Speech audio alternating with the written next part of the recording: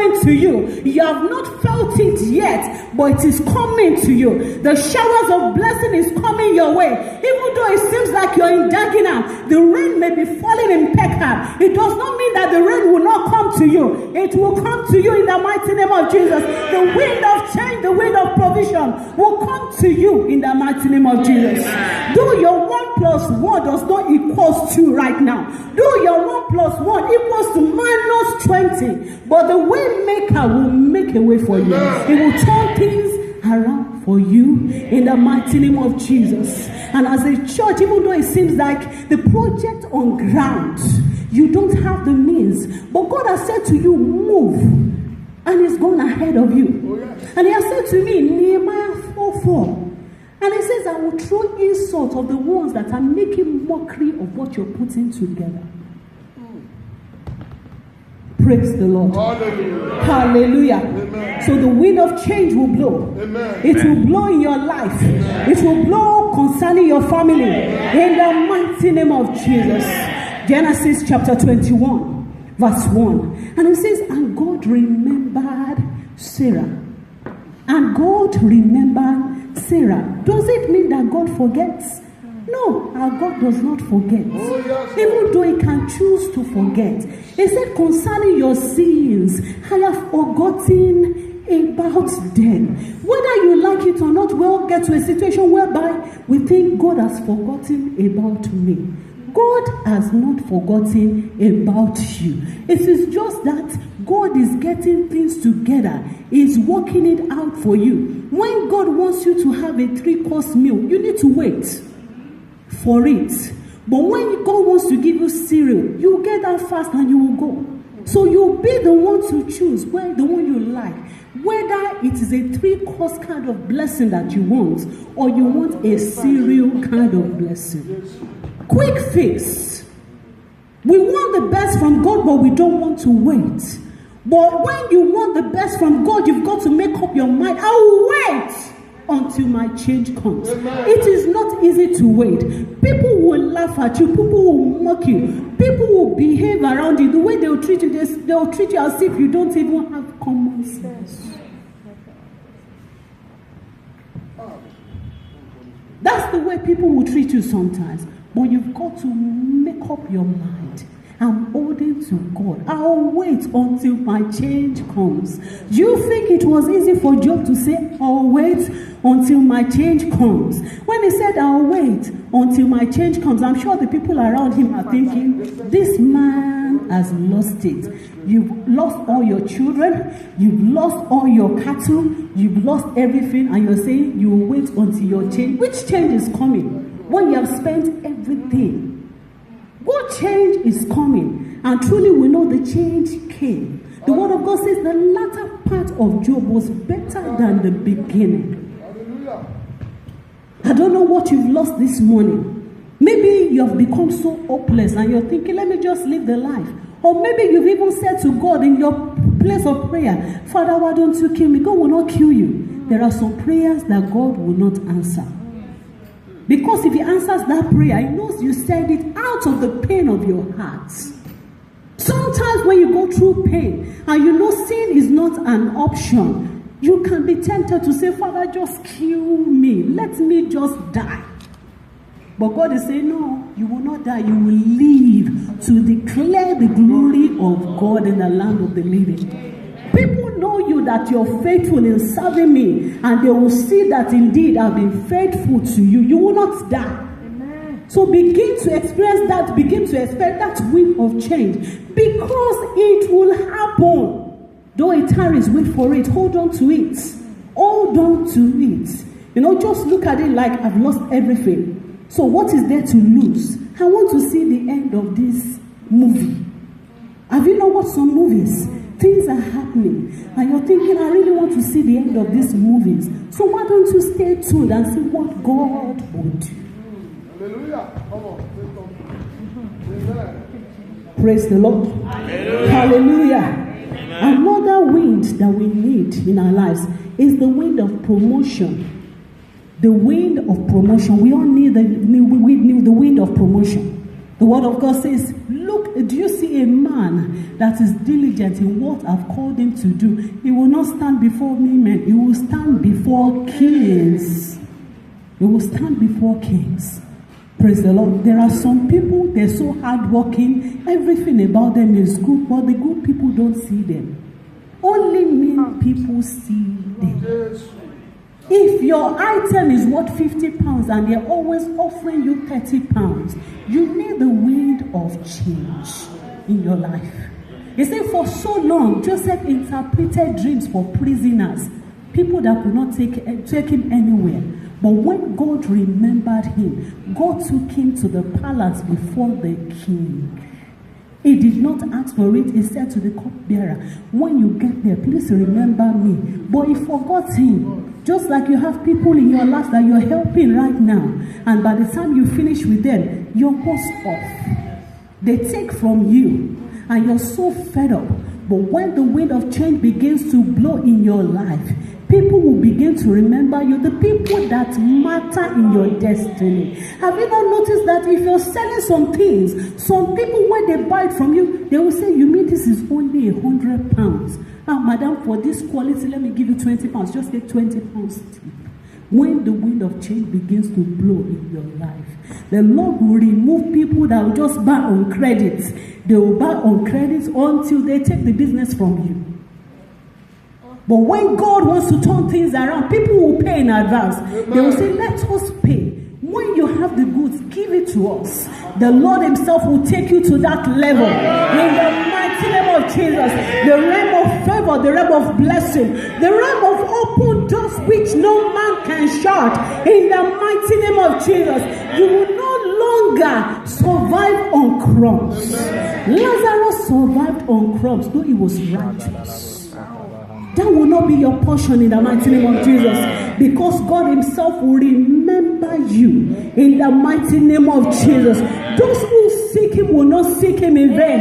Because he's the faithful God. He will demonstrate his faithfulness in your life in the mighty name of Jesus. When the wind of change begins to blow in your life, when people see your life, they will be able to say, I have found a definition of favor, of mercy in the mighty name of Jesus. Your life will no longer define poverty in the mighty name of Jesus.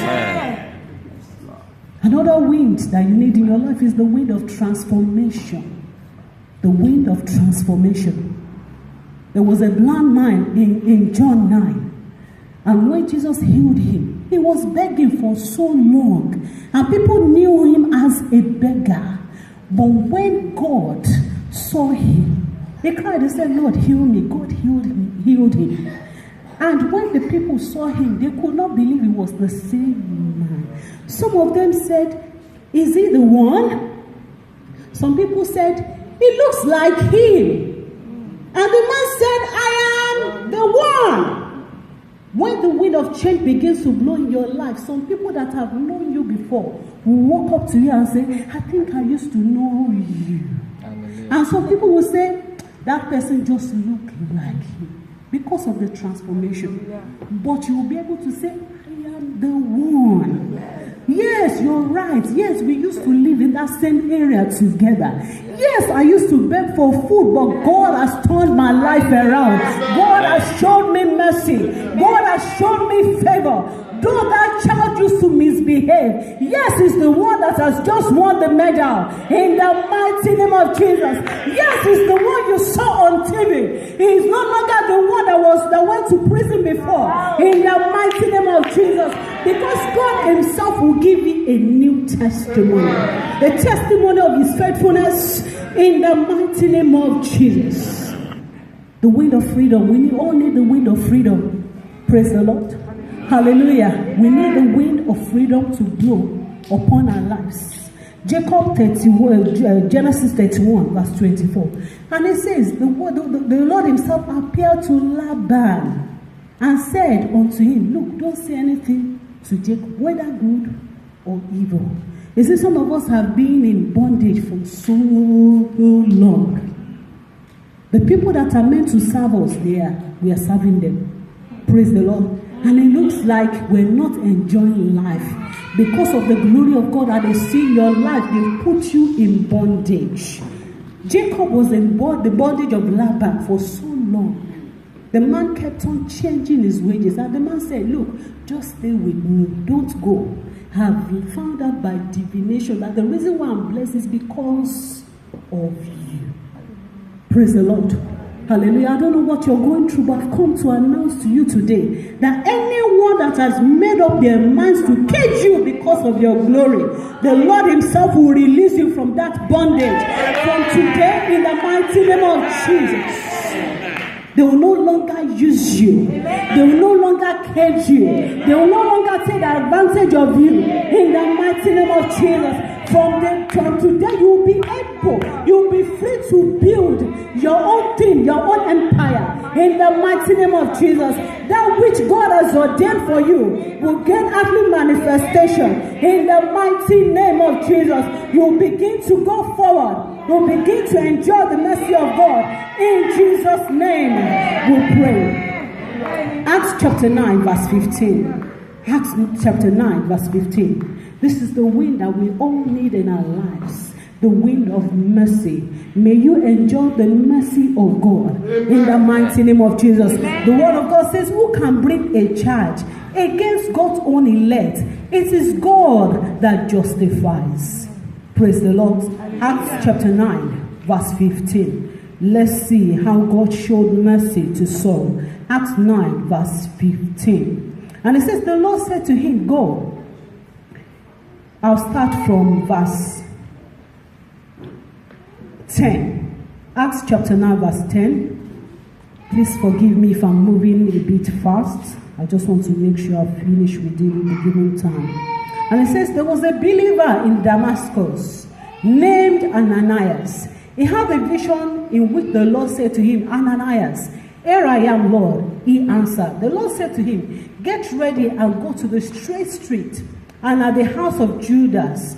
Ask for a man from Tarsus named Saul. He is praying, and in a vision he has seen a man named Ananias coming and place his hands on him so that he might see again. Verse 13. And Ananias answered, Lord, many people have told me about this man and about all the terrible things he has done to your people in Jerusalem. And he has to come to Damascus with authority from the chief priest to arrest all who worship you. Verse 15. And it says, the Lord said to him, go, because I've chosen him to serve me, to make my name known to the Gentiles and to the kings and to the people of Israel. Praise the Lord. Hallelujah. Hallelujah. That was the story of Paul when he was still Saul before he became Paul. When God sent Ananias, a righteous man, he knew how to listen to God. He knew the address of where to go. But, it was a critic of Saul. He said, I've heard about the many evil that this person has done. Praise the Lord. And he said, look, he has killed your people. And God said, please shut up. This is the one that I have called to reach out to the Gentiles. If you must experience the wind of mercy. You need God to forget about your past. You need God to silence the mouth of your critics. There are some people, they remember the things that you've done 30 years ago. They don't believe any good thing should happen to you. When they see an opportunity coming your way, they know how to corner the person that is about to favor you and stop the favor from going to you. Probably you are in that situation because evil whispers go to your destiny helpers before you. Have you not noticed that sometimes some people want to help you and it looks like they want to meet you at 4 o'clock and at 12 o'clock they send you a text message. They say, sorry, I cannot make it anymore. And you're saying, can we reschedule the appointment? They're saying, I'll call you back. For the past 1, 2, 3 years, they haven't called you.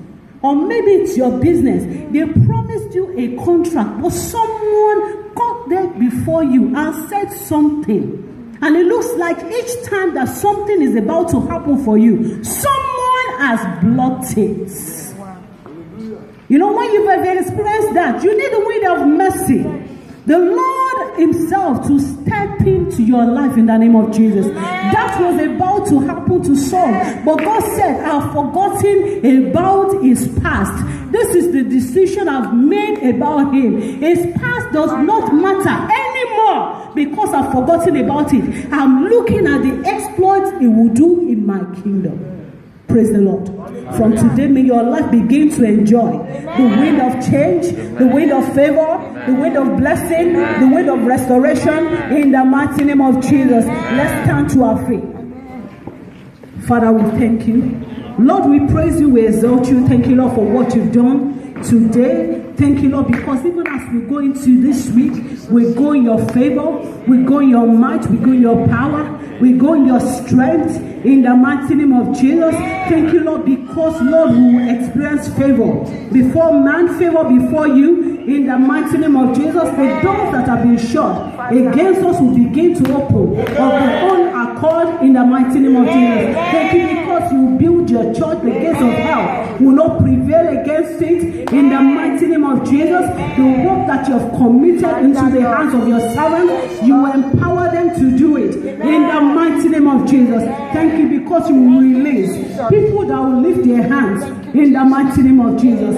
Father, we thank you because you're the story changer. You will turn things around. Father, we bless you. To you be all the glory. To you be all the praise.